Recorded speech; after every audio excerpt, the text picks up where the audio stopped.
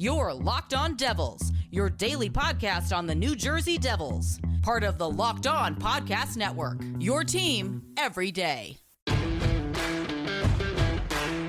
Hi, this is Bryce Salvador, and you're Locked On Devils with Trey Matthews. Elliott scores!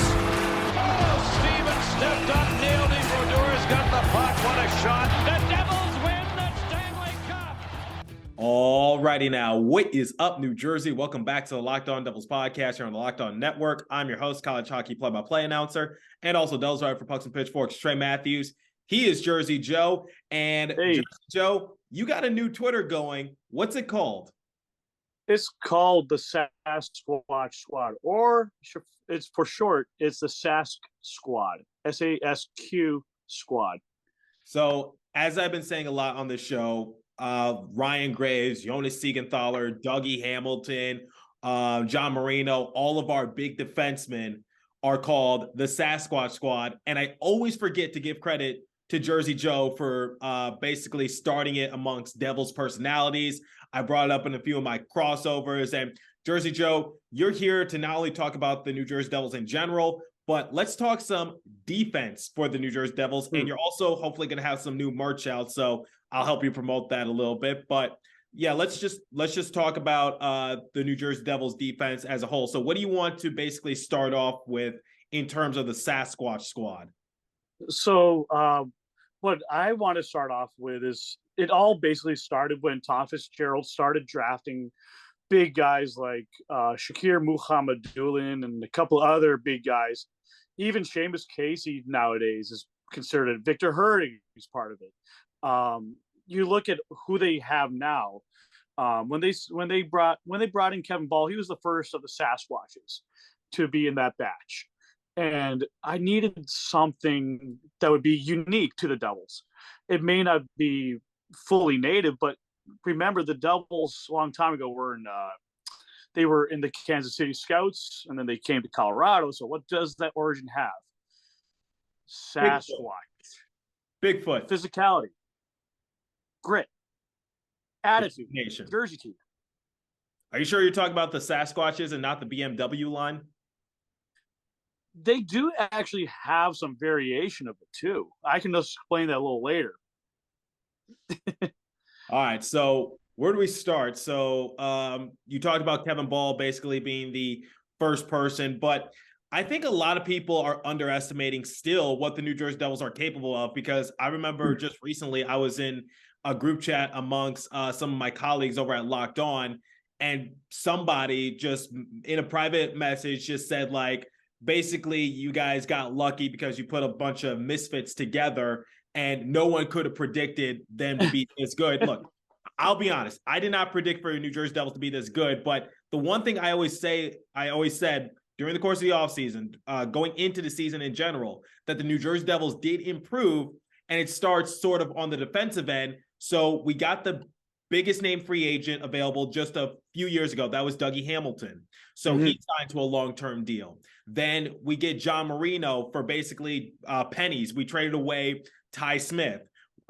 Remember during the expansion draft, the New Jersey Devils wanted to expose PK Subban. They had to make a deal so that way they weren't like a few dollars away from the cap floor. So they had to trade for somebody else, and the Colorado Avalanche were desperate to get rid of Ryan Graves for something because they didn't want to possibly expose him in the Seattle Kraken draft, and he gets sought off out to Seattle for essentially nothing. So what do we traded away Mikhail Maltsev and a late draft pick for Ryan Graves, or Jonas Siegenthaler. I think Jonas Siegenthaler might have been one of the first Sasquatches, actually. Well, Jonas Siegenthaler was in that. He was traded for a third-round pick, like more than a year ago, and I knew of him, but I didn't know enough about him. But then all of a sudden, I remember watching Nico Hischier in his draft year, and I remember seeing a glimpse of Siegenthaler, but I didn't get to see the full story. So when that was mentioned in the trade, I was like, oh, he was that guy who played a really good defense for Switzerland against the U.S. So that light bulb went off in my head. So I actually have a score.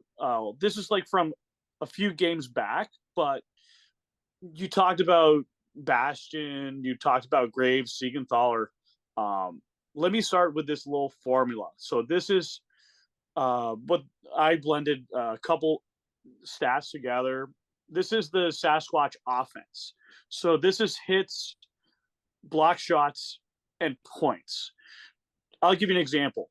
Nathan Bastion had 34 hits and 10 block shots and 7 points, and that got him a Sasquatch score of 51. Now, if you do this at an 82-game pace, that's almost 300 Sasquatch points on offense. So basically, you add up the hits, the blocks, and the points, and it becomes Sasquatch points, right? Exactly. You're not just playing full-on offense. You got to create offense in a productive manner. You need to have a two-way style of play, creating offense. So it's not just limited to defensemen; it could be also to forwards, kind of. So, first off, forwards are the first line of defense. Yes, and the defensemen are your last best bet. Okay. And the next best Sasq score a few games back was Ryan Graves, and then he got a 45. Why? 18 hits plus 4 of 45. Now at an 82-game pace, that's 246. Jonas Siegenthaler, 16 hits, 12 block shots, 5 points, 43 Sasquatch points. What does that earn him? 235 Sasquatch score in 82 games paced. So there's actually a fair amount. So Brandon Smith, John Marino have a Sasquatch score of 202 right now. That's very decent. So you're telling me that Brendan Smith, despite what meets the view of the average fan, he is actually being some sort of, how would I say, effective? Because, for someone like me, I always say that there's no reason for Brendan Smith to be out there on the rink, because he didn't generate his first point as a Devil until the Toronto Maple Leafs game. And one of the things I said in one of my more recent episodes was that we rave about how good the defense has improved for New Jersey Devils, and the fact that Brendan Smith didn't get his first point until the Toronto Maple Leafs game. And he's also very sloppy with the puck. He's not really effective out there. Alongside with Damon Severson, it was a little concerning for me. It got to the point where I said Smith needs to be a healthy scratch, so that way we could give Kevin Ball a chance, or maybe we could give your boy Shimon the Mets a chance. So, I will start off with this. It's important to have a metric that measures two-way play and a little bit of offense, something that's a little bit closer than what meets the eye. You only see a fraction of what these guys do. And so Brandon Smith, a few games back, had 29 hits, 8 block shots, and 0 points. Now, he had a SAS score of 37, but he has over 202 plus Sasquatch points now because of what he's been doing as of recent. So yes, there's room for improvement, but he's not the worst defenseman. It's, if you really want to pick apart the worst defenseman, yeah, Dougie Hamilton lacked a little bit in the Sasquatch score, but everyone's going to fluctuate. Yeah, but the thing for Dougie Hamilton is that, yes, like you said, on the defensive side of things, he might have the lowest Sasquatch score, but his job is to generate the points on the defensive side of things, similar to what Luke Hughes is going to do once he comes up to the NHL. And that's why you pair Luke Hughes alongside with Shimon Nemets, because Nemets is going to focus more on the defense, and then Luke Hughes is going to be more of the offensive kind of thing in terms of that hypothetical pairing. Right. You need to blend your non-Sasquatch players with your goal goblins, like Brat Pack called them, and you need to have I like to think of them as bartenders. The guys that are going to mix it up on offense. So you need to have that, and you need to have your baristas that are going to mix it up on the back end. So you need to have a blend of everything. Okay, so according to Daily Faceoff, here's the defensive pairing. So you got Dougie Hamilton and Jonas Siegenthaler on the top defensive line, which is very smart actually, because Dougie Hamilton, like we just established, will generate most of the offense, but Jonas Siegenthaler, he holds down the fort on the defensive side of things. And last I checked, he was currently leading the New Jersey Devils in plus minus. So despite Jonas Siegenthaler not generating all that many productive points, he doesn't slow down the execution for the New Jersey Devils. And then for the second line, John Marino, Ryan Graves, if you had to pick your poison, I would say that in terms of point production, Ryan Graves is going to be that guy. He looks a lot better this year compared to last year. Ryan Graves was also competing with Jonas Siegenthaler for most plus minus on the team. John Marino has been excellent. So it's hard to believe that. Was it smart of the Pittsburgh Penguins to trade away John Marino? Because one of the arguments that one of my colleagues used, saying that John Marino was not good for Pittsburgh last year. So so John Marino, despite him being considered like a good pickup for Tom Fitzgerald, still had some question marks, because that's the whole reason why Pittsburgh gave him up for essentially nothing, just because he didn't really end his tenure with the Penguins all that well. But I said he could facilitate, he could create for others, and he could be a defensive anchor. And I think that's what we were banking on. And John Marino is one of the reasons why, at the time of recording, the New Jersey Devils are on a 12-game win streak. Well, let me throw this in there. So there are certain teams know how to blend certain players in offensively, defensively, and two-way. Now, John Marino has always been more of that kind of physical, kind of bit offensive. It was only a matter of not if, but when his offensive potential starts to get added together. And Marino is starting to be that blend of physical guy under a certain guy. I said in another podcast was Ryan McGill. He's bringing the best out of him. And this is a good insurance policy. When you have a really good defensive coach like they did in Vegas under McGill, you saw some very physical hitting games. And guess what? Devils are laying with the bodies hit the floor. And that's what they're doing. They're not letting teams push them around. And part of being a Sasquatch is you have to separate the puck carrier from the puck possessor. So if you think that Toronto's going to push the Devils around, good bleeping luck. I'm sorry.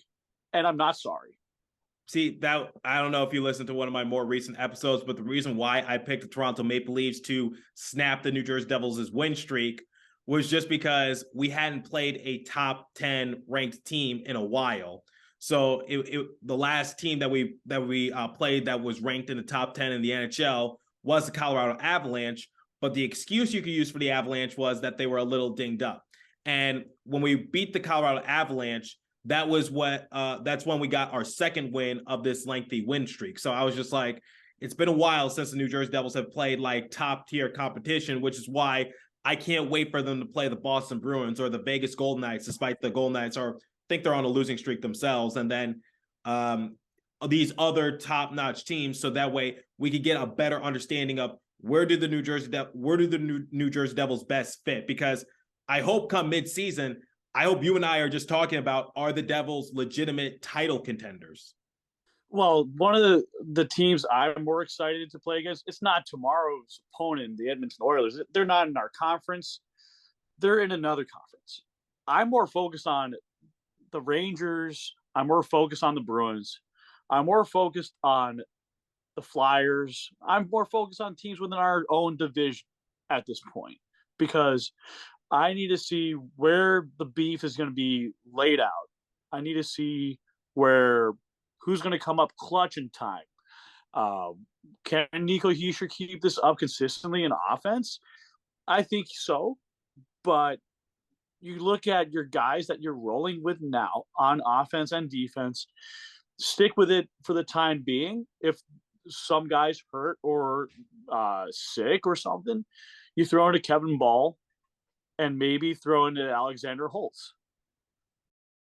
Before we continue with today's episode, I want to get you guys hip to SimpliSafe. So did you know that over the holidays, property crimes like burglaries and package thefts spiked nationally?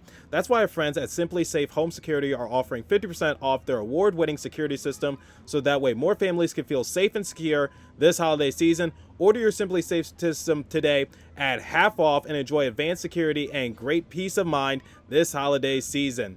So SimpliSafe, once again, this kind of stuff doesn't just happen in Home Alone. It happens in real life. So you might want to protect all those holiday gifts with SimpliSafe. In an emergency, 24/7 professional monitoring agents use Fast Protect technology exclusively from SimpliSafe to capture critical evidence and verify the threat is real, so you can get priority police response. Don't miss on your chance to save big on the only security system I recommend.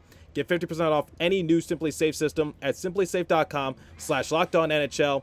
That is their biggest discount of the year, so don't wait. That's simplisafe.com/LockedOnNHL. There's no safe like SimpliSafe.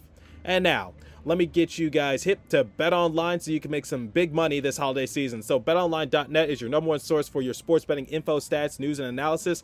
Get all the latest odds and trends for every professional sport and amateur league out there.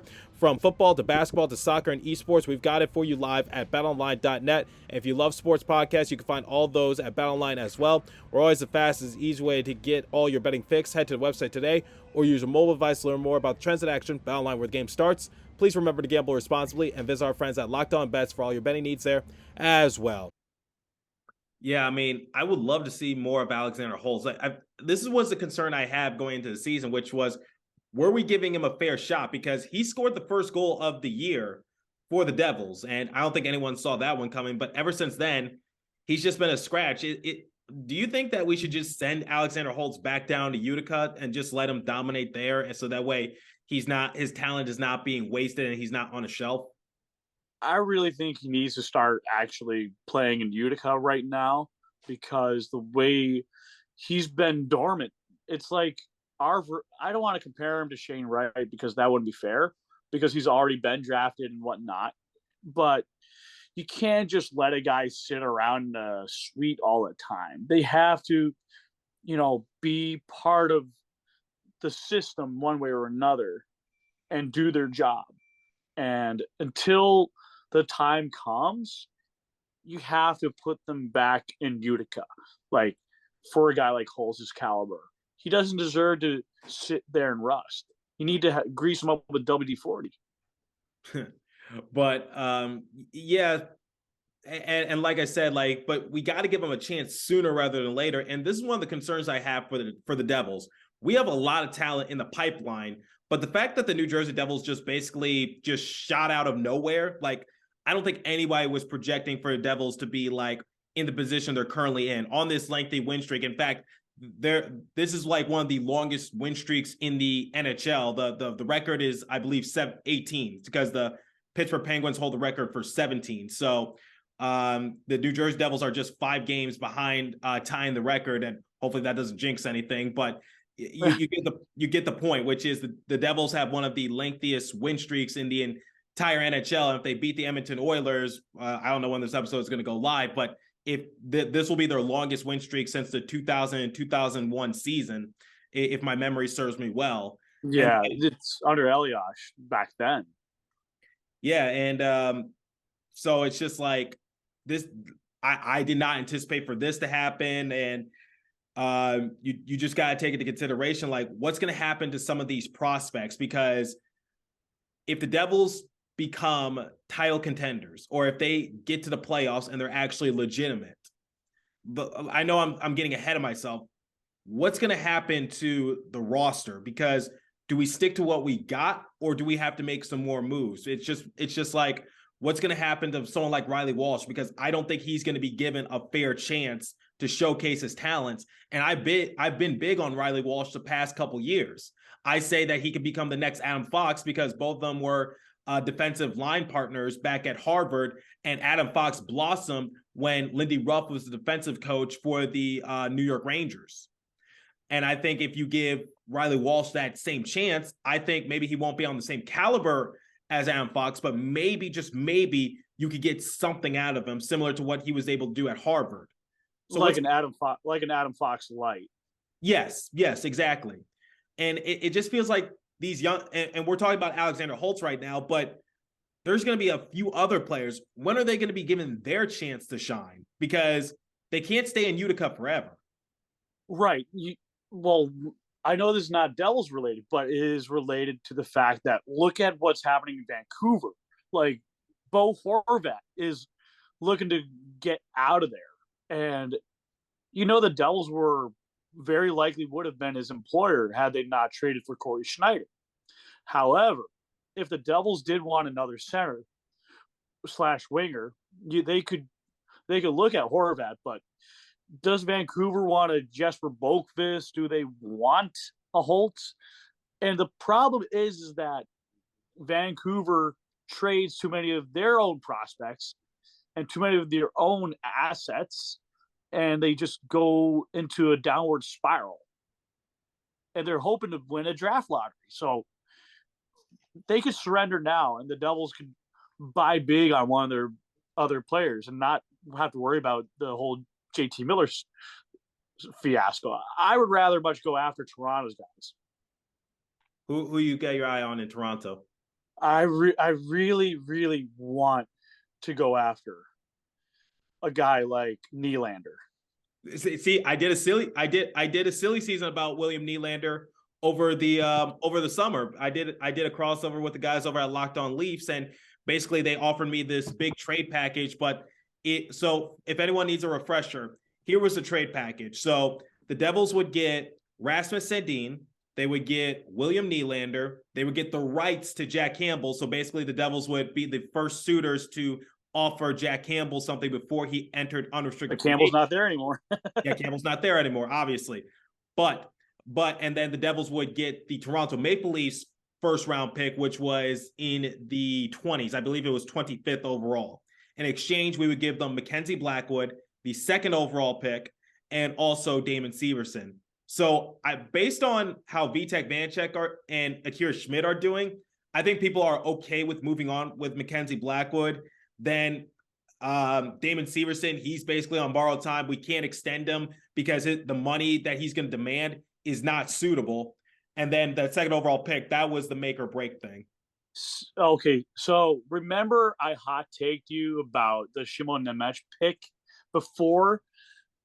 That's because I also foresaw Damon Severson on that borrowed time. And really, there could have never been a better prospect the Devils could have picked. And I'm sorry, Shane Wright, you're just not the right one. And even then, I know Shane Wright was technically the best prospect available, but look what Jack Hughes, Nico Hischier, we got a few other young forwards that could develop too. There was no room for Shane Wright. He would have been a bottom six player. Right. And same thing with Logan Cooley. Like, we could have done that, but Nemec made the most sense. And if I had to package Riley Walsh, it would be him in a different trade and to get another high-end like winger or goaltender that could help New Jersey. And then you're trading Severson at this point for a first-round pick because he's only on that amount of time. And the 23 draft, you have a bunch of prospects that shift the other really good prospects back further. So like the Fantillis and the Bedars and the Michkovs, all them push each other prospect, the great ones, back another 5 to 10 slots.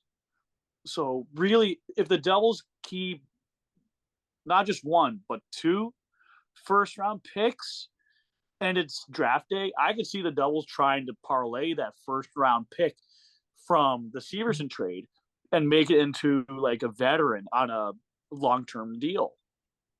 Yeah, because like I said, I don't think anyone has anticipated for the Devils to be this good. And now it basically goes from rebuild to contention. I get it's November. It's still very early, but is it safe to say that at this point, I think the New Jersey Devils, depending on if they finish first in the Metro or get a wild card, do you think the New Jersey Devils have pretty much all but solidified a playoff spot at this point?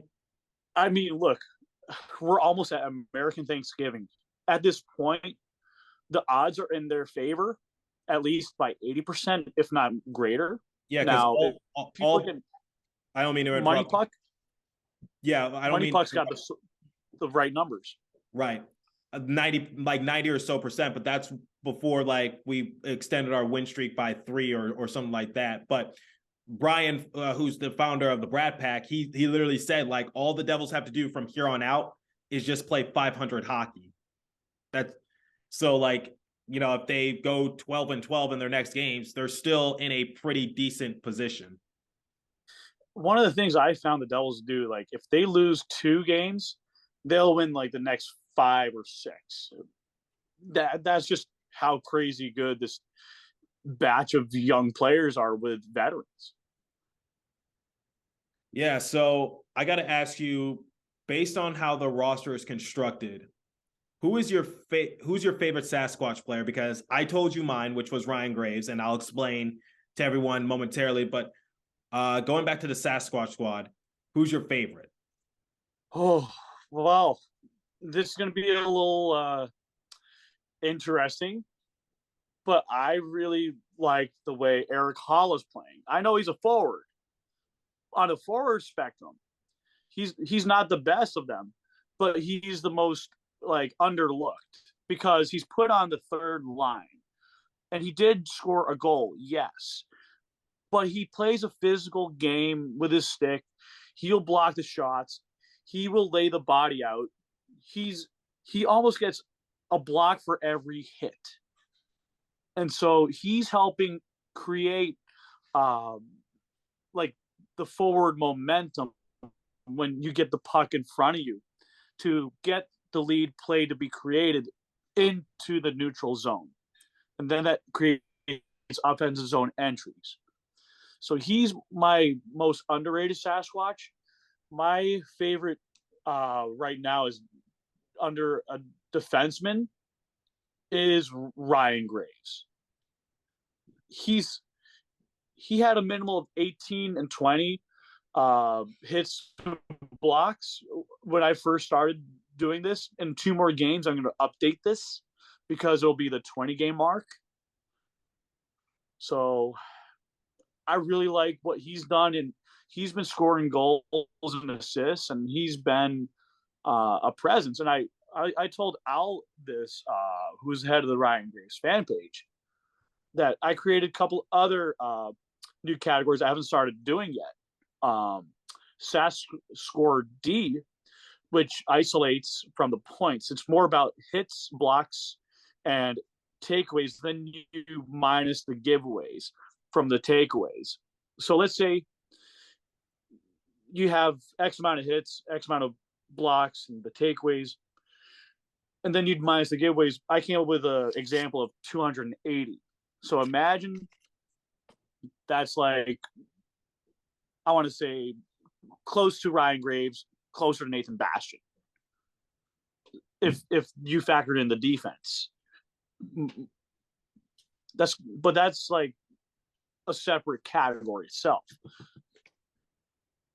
Yeah, so Ryan Graves is also my favorite too, because I always say silent but deadly ninja. He led the league in plus minus just a few years ago. He led the league in defensive shares in that same year. So so it raises the overall question: what should the New Jersey Devils do with someone like Ryan Graves? Because we've been hearing the rumors saying that he should be dealt away. We've been hearing obviously the rumors for Damon Severson that he should be dealt away. But the problem is like, you know, you got Shimon the Mets, you got Luke Hughes, you got Shakir Mukhamadullin, you got Kevin Ball, you got Ahotuk. Yeah, Nikita Ahotuk. You got all these guys in the pipeline that need their chance to showcase what they could do. Riley Walsh as well. So who do we get rid of? Because Dougie Hamilton is pretty much the only one who's signed long-term. And also Jonas Siegenthaler, he signed for 5 years at a very, very cheap price. But you look at someone like Ryan Graves, does he deserve an extension? Brendan Smith, Yes. And also Damon Severson. I wholeheartedly believe in keeping Ryan Graves for another 3 years. I'd rather him be locked up as long as possible. I don't want to rush any other left-handed defenseman. Like, let me look at this longer term. When Muhammadulin's season is over, he needs to get acclimated to the AHL. So get him an AHL year. Then you get Luke Hughes is coming up from the NCAA. And then Nemec will already have a year under his belt being from Slovakia in Utica. So you take Luke Hughes up to New Jersey. You take Nemec, taking Severson's spot. And eventually, you're going to have a Hotuk and Ball competing in and out for that 7th spot on defense. And that's a good thing because you don't want there to be complacency on the ship. You want everyone hands on deck. And when the pirates start invading your ship, the Sasquatch has got to come out and throw those enemies overboard. You can't let them walk over your ship. No, you can't. And like I said, it looks like Tom Fitzgerald has some decisions to be made because 3 of our 4 top 4 defensemen are locked up. So John Marino, I forgot to mention, he's in year 2 of a 6-year deal. I believe he's annually paid at around $4 million, somewhere in that ballpark. So Dougie Hamilton is signed long-term. Jonas Siegenthaler is signed long-term. The only player who doesn't have a long-term plan, it seems like it's Ryan Graves. Damon Severson, we're going to see what happens with him. Brendan Smith, I'm sorry, but I think he's going to get waived at some point this year. I think he would make a good trade chip, though. Like, very underrated. Yeah, I mean, the thing is like Brendan Smith has been there a couple games. Like, he made a few great defensive plays against the Toronto Maple Leafs. And then looking at that game against the Ottawa Senators, he was looking after Austin Watson. Like, he wanted to fight Watson after Watson's cheap cross-check on Nico Hischier. This is why I wanted Nikita Okhotyuk or Ball up. Because they would have destroyed him. Mason Gearston, because Mason Gearston did the same thing to Jeremy Lawson last year during the second game of the year. Because remember, Lawson had a rough hit on Jack Hughes. I was there. Yeah, and Jack Hughes was sidelined for a few months because he had to get shoulder surgery. So yeah. So Jack Hughes was sidelined for a few months, but Mason Gearston made it his priority to find Lawson and fight him so that way Lawson could pay the piper. And someone in my comment section also said the same thing in regards to Nikita Okhotyuk, because the Devils do not have an enforcer on the roster for the time being. You got all these Sasquatches, but yet you don't have none of these guys really want to fight. Well, the thing is, Okhotyuk did fight last year. And matter of fact, at one point, he almost made someone bleed and cry in a game.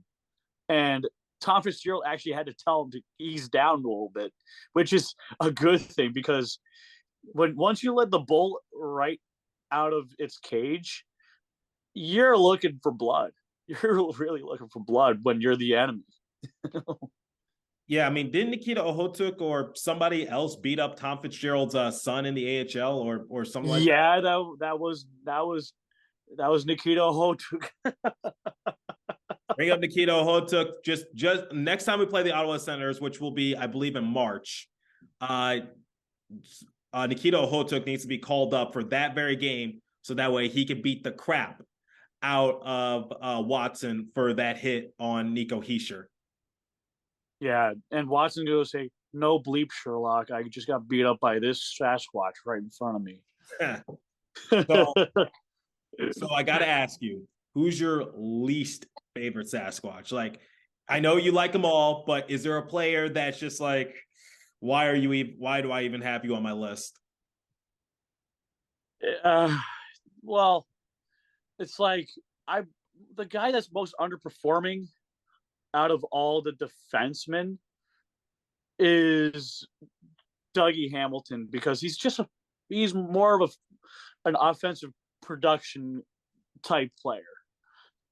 And it's just kind of like I had to play with the numbers and see where he was. And he's the most underperforming big physical defenseman that isn't going to do a whole lot, but he does a little bit of everything. So it's not a bad problem. No, I mean, Dougie Hamilton, his main priority is offense. No ands, ifs, or buts about it. But and that's why I said that. Yeah. So Sasquatch Squad, and you got your own stats. I probably got to start using it in my show, quite honestly. Everyone needs to start using it. I mean, I'm not doing it to be famous. I'm doing it because, like, Moneyball inspired me as a young man, growing up in high school, and then after watching the movie, like, I was like, I love sports and I love numbers, and loving Devils hockey. Like, what could I do? And so scouting comes along, numbers, offensive zone entries, yada yada. I'm like, what about something for the physical play, the defensive play? What about something for,